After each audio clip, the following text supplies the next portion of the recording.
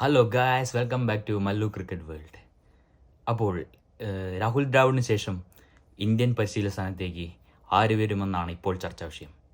നമ്മുടെ സ്വന്തം ജി ഗൗതം ഗംഭീർ വരുമെന്നാണ് റിപ്പോർട്ടുകൾ പറയുന്നത്.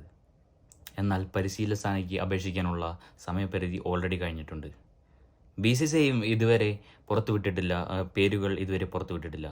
CSK coach Stephen Fleming, Ricky Ponting, Justin Langer എന്നിവരുടെ പേരുകൾ ഉയർന്നു വന്നെങ്കിലും 2027 വരെ നിൽക്കേണ്ട കാരണം, 2027 വരെ കോച്ചായി തുടരേണ്ട കാരണം അവരൊക്കെ പിൻവാങ്ങി. ഈ T20 ലോകകപ്പോടെ രാഹുൽ ദ്രാവിഡിൻ്റെ കാലാവധി അവസാനിക്കുകയാണ്. കൊൽക്കത്തയെ ചാമ്പ്യനാക്കിയ ജിക്ക് നമ്മുടെ ഇന്ത്യൻ ടീമിനെ ചാമ്പ്യനാക്കാൻ പറ്റുമോ? അതാണ് എല്ലാവരും എത്തി നോക്കുന്നത്. എന്നാൽ കൊൽക്കത്ത വിടരുന്ന് ഷാരൂഖ് ഖാനും അപേക്ഷിച്ചിട്ടുണ്ട്. 10 വർഷത്തേക്കുള്ള ബ്ലാങ്ക് ചെക്ക് ഓൾറെഡി കൈമാറിയെന്നാണ് റിപ്പോർട്ടുകൾ വരുന്നത്. നമുക്ക് കാത്തിരിക്കാം ആര് ഇന്ത്യയുടെ കോച്ചാക്കുമെന്ന്.